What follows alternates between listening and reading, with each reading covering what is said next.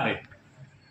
और हमारा बोलना ये है, औरंगाबाद से एमआईएम को टाटा बाय बाय करने का टाइम आ चुका है और उसकी शुरुआत इम्तियाज जलील साहब ने डंके की चोट पे करना चाहिए। इंडिया गठबंधन के अंदर आना चाहिए, गवर्नमेंट का हिस्सा बनना चाहिए और काम करना चाहिए। जो जो वादे उन्होंने कौम के साथ किए वो वादे पूरा करने का टाइम आ चुका है, क्योंकि 10 साल का एक्सपीरियंस उनको आ चुका है कि मैंने 10 साल में काम किया जीरो।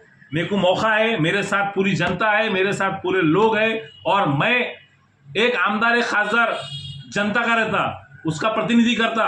अरे आप सिस्टम में जाएंगे तो प्रतिनिधि करेंगे ना, सिस्टम के बगैर आपकी कीमत क्या है? अच्छा, आपके नजर में इम्तियाजी फेल नेता है या पास? बिल्कुल फेल नेता नहीं है, पास नेता है। फेल नेता कैसा बोलेंगे? 10 साल जब देखिए असदुद्दीन अवैधी साहब 65% मुसलमानों में चुन के आते, ये 20% मुसलमानों में चुन के आता, कैसा फेल नेता बोलेंगे उनको अपन? फिर आप एमआईएम क्यों छोड़ दो? एमआईएम छोड़ दो, एमआईएम को टाटा बाय बाय कर दो औरंगाबाद से। कारण उसका एक है कि आपसे काम नहीं होगा और आपको ये बात खुल के करना पड़ेगी। मैं हर नौजवान को अपील कर रहा कि आपको ये बात खुल के करना पड़ेगी इम्तियाज भाई से कि इम्तियाज भाई मेहरबानी करो, आप जो है तो इंडिया के साथ जुड़ जाओ। इंडिया के साथ जुड़ने में पूरी कौम का फायदा है, हर एंगल से फायदा है। हर एंगल बताओ, मैं आपको हर एंगल का जवाब दे सकता हूं, मैं आपको कौन से एंगल से फायदा नहीं है। आखिरी सवाल, जैसा लोकसभा इलेक्शन में कांग्रेस को भरपूर जो है तो महाराष्ट्र की जनता ने प्यार दिया, बिल्कुल उन सपोर्ट करा है कि विधानसभा इलेक्शन में भी मिलने वाला है। विधानसभा इलेक्शन के अंदर औरंगाबाद शहर की परिस्थिति थोड़ी चेंज है। वो चेंज का कारण एमआईएम पार्टी है। हम टाटा बाय बाय करो क्यों बोल रहे हैं कि आप सिस्टम में आके लड़िए ना। अगर हमारे मुसलमान भाइयों का फायदा हो रहा है तो सिस्टम में आकर फायदा होगा। आप सिस्टम, खतरा किसका है? अरे 1-2 सीट से को खतरा रहता है, मेरी बात सुनिए, 1-2-5 सीट से किसी को खतरा रहता नहीं, बराबर है। आप खतरे की बात छोड़ दीजिए, आप बात करिए मेरी कौम के फायदे की। मैं जो बात कर रख रहा हूं तो मैं मेरी कौम के फायदे की बात कर रहा हूं और हजारों लाखों लोग ऐसे जो ये बात करने पे मजबूर है, मगर खुल के बात नहीं कर रहे। अरे खुल के बात करो ना। इम्तियाज में हमारे घर के बाहर के थोड़ी है।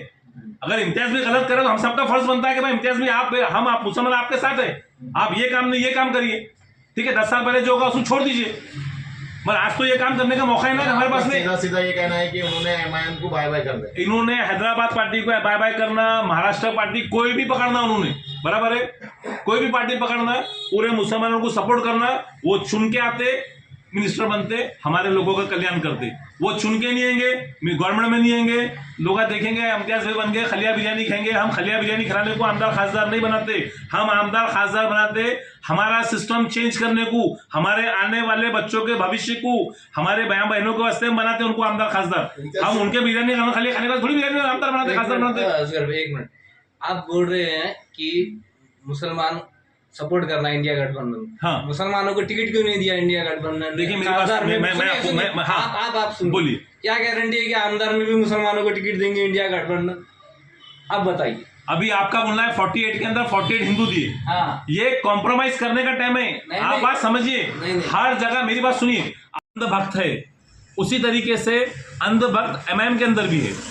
अंधभक्त होना अच्छी बात है, पर उसके नुकसानात जो कौम को उठाना पड़ रहे।